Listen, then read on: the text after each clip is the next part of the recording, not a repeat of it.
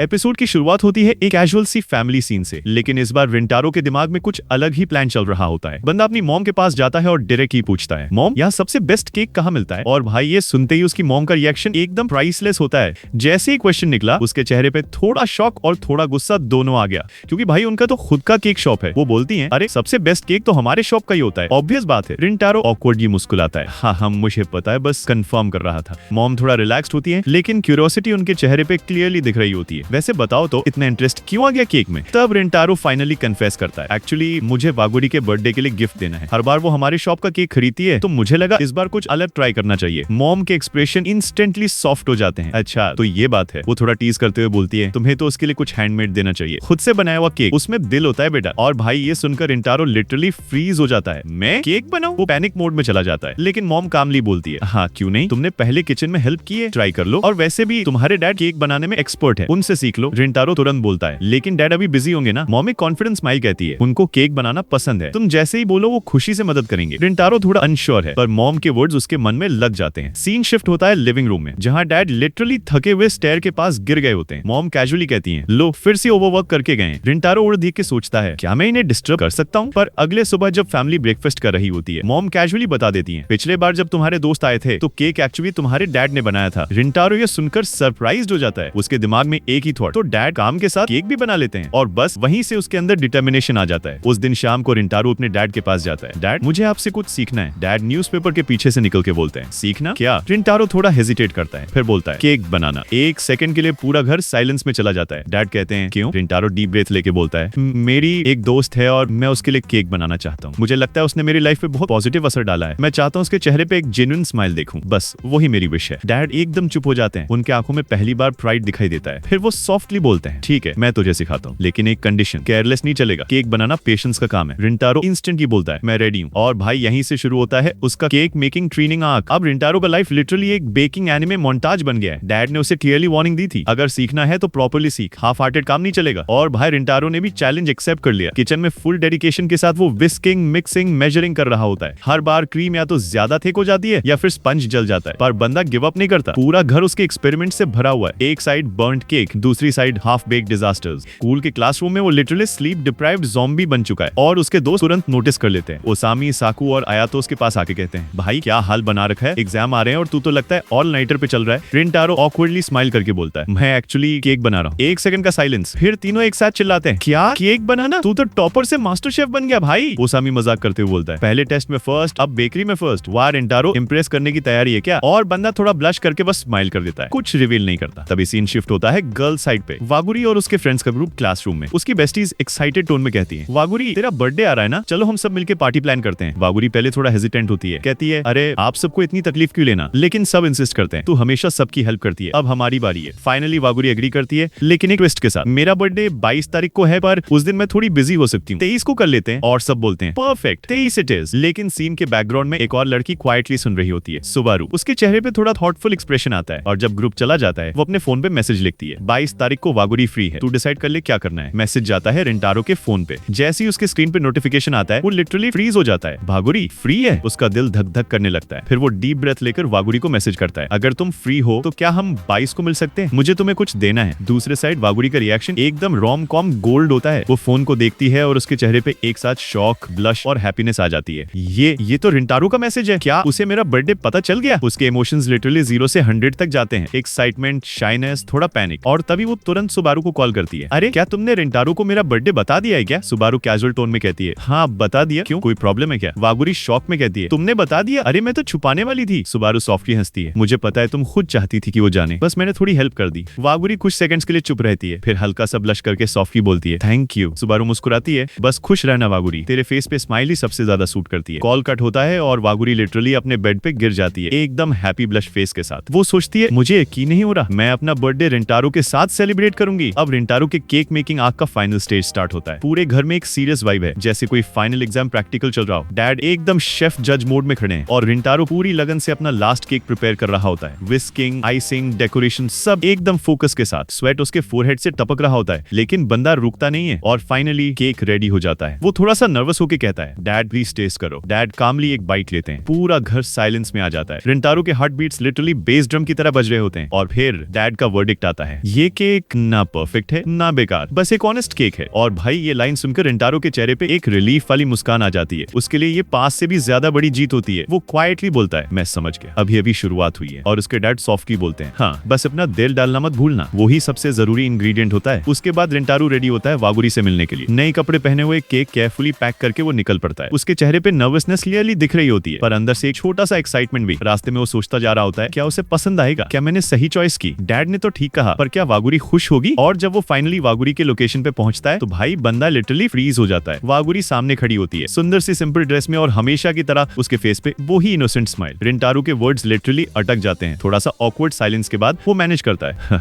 Happy birthday वागुरी। वागुरी blush करके कहती है, थैंक यू रिंटारो। उसके टोन में एक वार्मथ होती है जो रिंटारो के बिल्कुल डायरेक्टली टच कर जाता है। फिर वो स्लोली गिफ्ट पैक उसके हाथ में देता है, ये तुम्हारे लिए है। वागुरी क्यूरियस होकर पूछती है, क्या है इसमें। रिंटारो जल्दी से बोलता है, अभी मत खोलना, घर जाके देखना। वागुरी सॉफ्टली स्माइल करके कहती है, ठीक है, पर मैं थोड़ा सा देख तो सकती हूँ ना। और वो दोनों पार्क की तरफ चल पड़ते हैं, वही जगह जहाँ वागुरी बचपन में सुबारू के साथ खेलती थी। वागुरी नॉस्टैल्जिक टोन में बोलती है, मैं यहाँ बचपन में अक्सर आती थी, ये मेरी फेवरेट जगह थी, मुझे लगा तुम्हें भी दिखाना चाहिए। वो बेंच पे बैठती है और धीरे से गिफ्ट रैप खोलती है। जैसे ही केक का बॉक्स ओपन होता है उसके आंखों में लिटिल स्पार्कल आ जाता है। ये इतना ब्यूटीफुल केक कहाँ की बेकरी का है। रिंटारो थोड़ा ऑकवर्डली स्क्रैच करता है, एक्चुअली बेकरी का नहीं है, मैंने खुद बनाया है। और भाई ये सुनकर वागुरी literally shock plus blush combo face बनाती है, तुमने खुद बनाया। रिंटारो थोड़ा एम्बैरेस्ड टोन में बोलता है, हाँ मुझे लगा तुम्हें हमारे शॉप का केक हमेशा मिलता है, तो इस बार मैं चाहता था कुछ अलग हो, कुछ स्पेशल। शायद परफेक्ट नहीं है पर मैंने पूरी मेहनत से बनाया है। वागुरी उसकी आंखों में देखती है और उसके फेस पे एक जेन्युइन स्माइल आती है, वही स्माइल जिसके लिए रिंटारो ने ये सब किया था। वो सॉफ्टली कहती है, थैंक यू, ये सबसे स्पेशल गिफ्ट है जो मुझे मिला है। रिंटारो के दिल में एकदम सुकून आ जाता है। वो क्वाइटली सोचता है, बस इसी मुस्कान के लिए तो सब कुछ किया था। वागुरी कुछ सॉफ्टली कहती है, मैं केक घर जाके खाऊंगी। और जाने से पहले वागुरी सॉफ्टली बोलती है, मैं रात को तुम्हें कॉल करूंगी, ओके। रिंटारो थोड़ा ब्लश करके बोलता है, श्योर, मैं वेट करूंगा। जैसे ही वागुरी चली जाती है रिंटारो खुद से मुस्कुराता है, उसके चेहरे पे वही स्माइल जो बस उसके लिए रखी गई थी। तो सीन शिफ्ट होता है वागुरी के घर पर। फेस्टिवल वाइब खत्म, सब शांत। वागुरी टेबल पे बैठी है, सामने वो स्पेशल केक बॉक्स पड़ा है, रिंटारो का दिया हुआ गिफ्ट। वो उसे देख के लिटरली स्माइल कर रही होती है जैसे छोटी सी बच्ची को फेवरेट टॉय मिल गया। अपने आप से सॉफ्टली कहती है, मैं वेट करूंगी फैमिली के आने का, फिर सबके साथ खाऊंगी। लेकिन भाई excitement level out of control, एक मिनट भी पेशेंस नहीं रहता। वो कहती है, बस एक छोटा बाइट ले लेती हूँ टेस्ट चेक के लिए। और जैसे ही पहला बाइट लेती है, हर आईज लिटरली स्पार्कल। ये तो बहुत ही टेस्टी है। सीन कट होता है रिंटारो के घर पर। वो अपने फैमिली के साथ डिनर टेबल पर बैठा है, लेकिन उसके फेस पे एक अजीब सी ऑकवर्ड एक्सप्रेशन है। मॉम कहती है, अरे ये क्या चेहरा बनाया है, तुझे केक पसंद नहीं आया क्या। डैड टीज करता है, हाँ लगता है लड़की ने मना कर दिया। मॉम गुस्से में बोलती है, बस करो दोनों, तुम लोग उसे टेंशन मत दो। रिंटारो सिर्फ ऑकवर्ड स्माइल करके बोलता है, नहीं ऐसा कुछ नहीं। तभी ट्रिंग ट्रिंग उसका फोन वाइब्रेट करता है। कॉलर आईडी पे लिखा होता है वागुरी-सान। टारू तुरंत अपने रूम में चला जाता है और कॉल पिक करता है। हेलो। दूसरी तरफ वागुरी की वॉइस सॉफ्ट, हैप्पी और फुल ऑफ एक्साइटमेंट। रिंटारो, केक बहुत ही ज्यादा अच्छा था, मुझे लगा नहीं था तुम इतना परफेक्ट बना सकते हो। मेरे फैमिली को भी पसंद आया और मेरा छोटा भाई तो पूरा केक ऑलमोस्ट खा गया। रिंटारो के चेहरे पे रिलीफ और खुशी दोनों आ जाते हैं। सच में मुझे लगा था शायद तुम्हें पसंद ना आए। वागुरी हंसते हुए बोलती है, पसंद आया, मुझे तो लव हो गया उस केक से। रिंटारो ब्लश कर जाता है और सॉफ्टली बोलता है, तो फिर मैं दोबारा बना दूंगा। वागुरी इंस्टेंटली कहती है, प्रॉमिस। रिंटारो कॉन्फिडेंट टोन में बोलता है, प्रॉमिस। थोड़ी देर दोनों की मॉर्निंग रिंटारो अपने डैड के पास जाता है और बोलता है, डैड मैं समर वेकेशन में आपके साथ काम करना चाहता हूँ, मुझे और अच्छा केक बनाना सीखना है। डैड और मॉम एक साथ शॉक्ड एक्सप्रेशन बनाते हैं, क्या तू वॉलंटरीली काम करेगा। रिंटारो कॉन्फिडेंटली बोलता है, हाँ मुझे वागुरी के लिए परफेक्ट केक बनाना है। डैड सीरियस टोन में बोलते हैं, ठीक है, लेकिन ध्यान रखना मेरे साथ काम करना इजी नहीं है, मैं तुझे किचन से बाहर नहीं निकलने दूंगा। मॉम तुरंत डैड को डांट देती हैं, बस करो दोनों, तुम्हारा स्टूडेंट है, प्रिजनर नहीं। डैड तुरंत बैक ट्रैक करता है, नहीं नहीं मैं तो मजाक कर रहा था, मैं उसे प्यार से सिखाऊंगा। रिंटारो स्माइल करके कहता है, मुझे कोई प्रॉब्लम नहीं, मैं पूरी डेडिकेशन से सीखूंगा। और उसके मॉम सॉफ्टली कहती हैं, वागुरी की वजह से तुझे हमेशा मुस्कान मिलती है ना। रिंटारो ब्लश करके सिर्फ करता है और बैकग्राउंड में सॉफ्ट म्यूजिक बजता है। कैमरा जूम आउट करता है रिंटारो के फेस पे वो वार्म स्माइल जो सिर्फ वागुरी के लिए रखी गई है। कहानी की शुरुआत होती है एक मस्त ट्रिप से। सारे कैरेक्टर्स एक साथ ट्रेन से घूमने जा रहे होते हैं और भाई ओसामी का एक्साइटमेंट तो एकदम लिमिट क्रॉस कर देता है। मतलब बंदा लिटरली एक छोटे बच्चे जैसा बिहेव कर रहा होता है, बिल्कुल रेस्टलेस, फुल एनर्जी। उसकी हरकतें देख के साकू थोड़ा रोस्ट कर देता है, कल रात तूने बिल्कुल नहीं सोया और अभी तक अपनी हालत, मतलब बंदा पूरी रात जग के अभी भी ओवर हाइप्ड है। रिंटारो क्वाइटली सोच रहा होता है कि सच तो ये है, मैं भी रात को सोया ही नहीं, लेकिन मैं ये बात इन लोगों को बताऊंगा दूंगा नहीं तो मुझे मजाक का टारगेट बना लेंगे। तभी एंट्री होती है वॉरी की। जैसे ही वो सामने आती है, रिंटारो का फेस तुरंत शाय मोड में चला जाता है, एकदम लाल हो जाता है, थोड़ा ऑकवर्डली बिहेव करता है। मतलब बंदा क्लियरली उसके प्रेजेंस में अपनी इमोशंस हैंडल नहीं कर पा रहा। ओसामी फिर बोलता है, अरे हमें क्रैकर्स खरीद लेने चाहिए, और साकू उसे एक शॉप के बारे में बताता है। सारे लोग उस डायरेक्शन में निकल पड़ते हैं। इस बीच सुबारू का रिएक्शन नोटिसेबल होता है। वो थोड़ी उदास सी लग रही होती है, बाकी सब एक्साइटमेंट में मस्त हैं, लेकिन सुबारू का मूड क्लियरली अलग ही है। जब ग्रुप जा रहा होता है, रास्ते में एक खाने की शॉप दिखती है। उसे देखे ओसामी और वॉरी दोनों का रिएक्शन एकदम कॉमेडी गोल्ड होता है। पहले ही वो दोनों डिसाइड कर लेते हैं, चलो पहले कुछ खा लेते हैं। रिंटारो पोलाइटली सुबारू से पूछता है, तुम्हें कुछ खाना है? लेकिन सुबारू सीधा मना कर देती है। फिर भी ओसामी और वॉरी उस फूड स्टॉल के सामने खड़े होकर ऑप्शंस देखने लगते हैं। आयाटो भी आता है और बोलता है, सुबारू अरे तू भी आके देख ले। थोड़ा रिलक्टेंट होकर सुबारू भी साथ चलती है, लेकिन इस वक्त साकू का पेशेंस लेवल टूट जाता है। उसे इरिटेट होता है कि ये सब लोग क्रैकर्स लेने के लिए आए थे और अब खाने के चक्कर में टाइम बर्बाद कर रहे हैं। रिंटारो शांत कर देता है, चिलकर यार, थोड़ी देर बाद क्रैकर्स भी ले लेंगे। ओसामी और वॉरी डिसाइड ही नहीं कर पा रहे थे कि क्या खाना है। ऑप्शंस इतने टेम्पटिंग लग रहे थे कि दोनों कंफ्यूज हो गए। तभी वो सुबारू से पूछते हैं, तुम्हें क्या खाना है? सुबारू सॉफ्टली बोलती है, जो तुम लोग लोगे मैं वही ले लूंगी, सब कुछ टेस्टी लग रहा है। वॉरी तुरंत नोटिस कर दिया कि सुबारू का रिएक्शन थोड़ा अनयूजुअल है, मतलब वो नॉर्मली ऐसी नहीं होती, इसीलिए वॉरी एक्स्ट्रा एफर्ट डालती है। वो अलग से सुबारू के लिए बहुत सारी चीजें खरीद लेती है और कहती है, ये हम बाद में साथ में खाएंगे। सुबारू उस एफर्ट को देख के थोड़ा ब्लश करती है और जेन्युइनली खुश होती है। वो सॉफ्टली कहती है, ठीक है बाद में साथ में खाएंगे। इतना सिंपल सा जेस्चर था, लेकिन उसने सुबारू के दिल को टच कर दिया। सीन शिफ्ट होता है। रिंटारो और साकू थोड़ा आगे ड्रिंक्स लेने जा रहे होते हैं। रोड के साइड कैजुअली वॉक करते हुए साकू उससे पूछता है, तेरे घर पे क्या चल रहा है? अब तो अपने डैड की हेल्प कर रहा है ना? रिंटारो स्माइल करके बोलता है, हाँ, जब वो ज्यादा बिजी होते हैं या फिर जब मैं फ्री होता हूँ तब उनकी मदद करता हूँ। और सच बोलूं तो मुझे अब केक बनाना काफी पसंद आने लगा है। साकू उसके वर्ड सुन के खुश हो जाता है। उसके लिए ये दोस्ती का प्राउड मोमेंट था, रिंटारो को इतना डेडिकेटेड और हैप्पी देखना। फिर दोनों एक शॉप के पास से गुजरते हैं। साकू थोड़ा रुक जाता है तो रिंटारो बोलता है, अगर तुझे कुछ लेना है तो ले ले, लेकिन साकू क्विकली मना कर देता है, नहीं नहीं नहीं,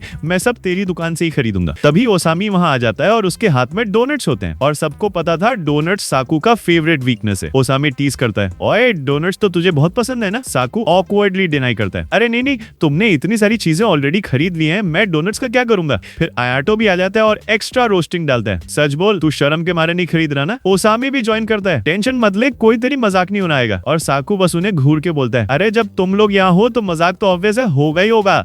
इस फनी एक्सचेंज के बीच वॉरी भी आ जाती है। वो कैजुअली रिवील करती है कि सुबारू को भी डोनट्स पसंद है। और बस फिर ओसामी तुरंत पूछता है, सुबारू क्या मैं तेरे लिए डोनट्स ले आऊं? सुबारू पैनिक मोड में आ जाती है, तुरंत मना कर देती है, लेकिन उसके फेस पे ब्लश क्लियरली दिख रहा होता है। मतलब उसका नो एक्चुअली एक ऑकवर्ड शाइनेस वाला रिएक्शन होता है। लेकिन जैसे ग्रुप आगे बढ़ता है, कैमरा फोकस करता है सुबारू के साइड ग्लैंस पे। वो चुपके से डोनट्स की तरफ देख रही होती है और सोचती है, सच में ये देखने में बहुत टेस्टी लग रहे हैं, एकदम क्यूट और थोड़ा रिलेटेबल मोमेंट। थोड़ा आगे ग्रुप बीच पर पहुंचता है। इधर ओसामी तुरंत एक्साइटमेंट में पानी में कूद जाता है। बाकी सब हंस पड़ते हैं। कल तक भूख से मर रहा था, अभी पानी में फुल एनर्जी के साथ। उसको देख के रिंटारो भी पानी में चला जाता है। फिर वॉरी भी ज्वाइन करती है। धीरे धीरे सब पानी में मस्ती करने लगते हैं, एकदम फन फिल्ड समर वाइब। लेकिन एक बंदा साइड से ऑब्जर्व कर रहा होता है, सुबारू। वो पानी में नहीं आती, बस उन्हें दूर से देख रही होती है, और उनकी खुशी देख के वो खुद थोड़ा इमोशनल हो जाती है। उसके दिल में मिक्स्ड फीलिंग्स चल रही होती है। और फाइनली यहाँ पे रिवील होता है कि सुबारू क्यों उदास थी। वो सोच रही होती है, जब मैं इन्हें इतना खुश देखती हूँ तो मुझे अच्छा लगता है, लेकिन साथ ही डर भी होता है कि अगर मैं अपनी फीलिंग्स बोलूंगी तो कहीं इनका मूड खराब ना हो जाए। मैं बस यहाँ जबरदस्ती आई हूँ ताकि इन्हें बुरा ना लगे। वो अपनी ही सोचों में उलझी रहती है और थोड़ा और उदास लगने लगती है। पानी में मस्ती चल रही थी, सब फुल एंजॉय मोड में थे। ओसामी बार बार चिल्लाता हुआ स्प्लैश कर रहा था। वॉरी और रिंटारो हंस हंस के पानी उछाल रहे थे। सबके चेहरे पे प्योर समर ट्रिप वाली स्माइल थी। और इसी बीच वॉरी जो सुबारू के एक्सप्रेशंस नोटिस कर रही थी, उसके पास आती है और सॉफ्टली कहती है, अरे तुम्हें क्या हो रहा है? तुम थोड़ी उदास लग रही हो। सुबारू वॉरी का क्यूट सा कंसर्न फिल्ड फेस देखती है और उस मोमेंट पे उसका दिल पिघल जाता है। वो सॉफ्टली बोलती है, सच बताऊं मैं तुमसे कुछ भी छुपा नहीं सकी। और फाइनली सुबारू अपनी फीलिंग्स स्पिल आउट कर देती है। वो स्लोली कन्फेस करती है, मुझे लड़कों के साथ रहने में अभी भी थोड़ा अजीब लगता है। बचपन से ही एक डर बना हुआ है, इसीलिए कभी सोचती हूँ कि क्या मैं इनके साथ रहने के लायक भी हूँ या नहीं। लेकिन जब मैं तुम सबके साथ होती हूँ तो मुझे भी एंजॉय करना है, हंसी मजाक करना है। बस कभी कभी ये डर रोक लेता है। उसके वर्ड्स एकदम दिल से निकल रहे होते हैं। ये मोमेंट बहुत इमोशनल हो जाता है क्योंकि सुबारू अपने अंदर का सच सबके सामने एक्सेप्ट करने लगती है। थोड़ी देर बाद ग्रुप के सामने आके सुबारू सबका नाम लेती है। सब थोड़ा कंफ्यूज हो जाते हैं कि ये हमसे अलग से नाम लेकर क्यों बात कर रही है। रिंटारो तुरंत पूछता है, क्या तुम्हें कोई प्रॉब्लम है? सुबारू थोड़ा शर्माते हुए बोलती है, मैं सिर्फ इतना कहना चाहती हूँ कि तुम सब अलग हो। मैं लड़कों से हमेशा डरती आई हूँ, लेकिन तुम सब मुझे अलग लगते हो। तुमने मेरी सोच चेंज करने की कोशिश की है, फिर भी मेरे अंदर अभी भी थोड़ा डर बचा है, लेकिन मैं चाहती हूँ कि मैं भी तुम सबके साथ रहकर एंजॉय करूँ। ये सुनकर ओसामी तुरंत सीरियस मोड में आ जाता है और कहता है, अगर मैंने तेरे साथ कभी कुछ गलत किया है तो मुझे माफ कर दे। सुबारू शेक करती है, नहीं तुम्हारी बात नहीं है, ये मेरी पुरानी फीलिंग्स है। साकू तुरंत सपोर्ट करता है, तेरा डर होना नॉर्मल है, लेकिन सच तो ये है कि हम पहले ही तुझे अपना दोस्त मानते हैं। ओसामी भी बोलता है, बिल्कुल हम सब तुझे दोस्त मानते हैं। आयाटो कामली ऐड करता है और अपने दिल की बात हमसे शेयर करने के लिए थैंक यू। रिंटारो थोड़ा अपने स्टाइल में रोस्ट करता है, तू कहती थी मैं अजीब हूँ, पर सच तो ये है तू मुझसे भी ज्यादा अजीब है, और वो हंस पड़ता है। फिर सॉफ्टली बोलता है, अब समझ में आया कि तू अक्सर अकेली चलती थी।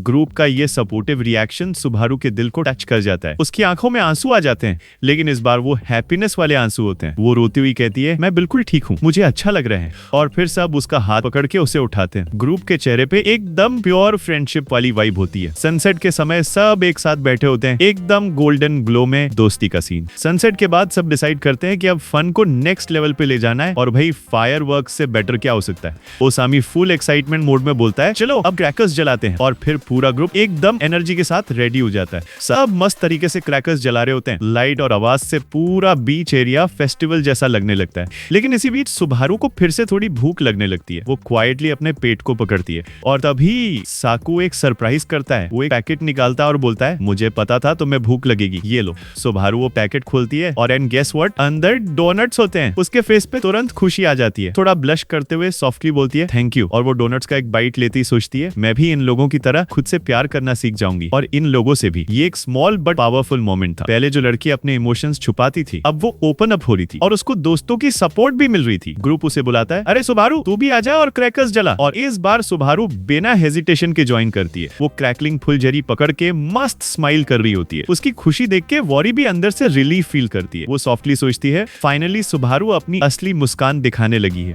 लेकिन प्रॉब्लम ये होती है कि क्रैकर्स बहुत जल्दी खत्म हो जाते हैं। ओसामी इंस्टेंटली गुस्सा मोड में, अरे यार और क्रैकर्स लाना चाहिए था। वो साकू को खींच के शॉप की तरफ ले जाता है। सुबारू भी कहती है कि मुझे भी और जलाने हैं। ओसामी और भी खुश हो जाता है और बोलता है, परफेक्ट, चलो फिर हम सब शॉपिंग चलते हैं। सब लोग निकल जाते हैं, लेकिन रिंटारो और वॉरी वहीं रुक जाते हैं। अब दोनों के बीच थोड़ा शांत मोमेंट बनता है। वॉरी सॉफ्टली रिंटारो को थैंक्स बोलती है, थैंक यू, मुझे पता है तुम भी सुबारू का बहुत ध्यान रखते हो। तुम सबने मिलकर उसकी हेल्प की और उसके वजह से वो ओपन अप कर पाई। रिंटारो कामली रिप्लाई करता है, सच तो ये है कि उसके लिए ये बहुत टफ था, लेकिन उसने जो कुछ बोला उसके लिए मैं उसको एडमायर करता हूँ। वॉरी क्वाइटली बोलती है, अगर वो पुरानी सुबारू होती ना तो ये सब कभी नहीं कह पाती। उसने अपने दिल को बंद कर रखा था, लेकिन अब वो बदल रही है, और ऑनेस्टली ये सब तुम्हारी वजह से हुआ है रिंटारो। रिंटारो शॉक में बोलता है, नहीं मैंने क्या किया। वॉरी शेक करके इंसिस्ट करती है, नहीं सच में, जब से वो तुमसे बात करने लगी है तब से चेंज हो रही है। इस बात के बाद दोनों के बीच एक ऑकवर्ड साइलेंस बनता है। वो फोन के डिस्प्ले को देखती रहती है। उसकी हार्ट बीट लिटरली स्लो हो जाती है। कैमरा क्लोजअप देता है वोरी के आंखों में। इमोशंस का full storm, confusion, excitement, shyness और थोड़ा सा फियर भी। और इधर रिंटारो भी अपने फोन के दूसरे एंड पे वेट कर रहा होता है, नर्वस, होपफुल और रेडी टू कंटिन्यू वो कॉन्वर्सेशन जहां से उनका दिल से मोमेंट छोड़ा था। स्क्रीन स्लोली फेड होती है। दोनों के चेहरे side by side split screen में दिखते हैं। एक कॉल जो सब कुछ क्लियर कर सकता है या फिर उनके बीच नए इमोशंस क्रिएट करेगा। बैकग्राउंड में सटल म्यूजिक बजता है, एक पीसफुल येट इमोशनल ट्यून, और वहीं पे नरेटर स्टाइल टोन में फीलिंग होती है। कभी कभी एक सिंपल कॉल ही एक नए चैप्टर की शुरुआत होती है।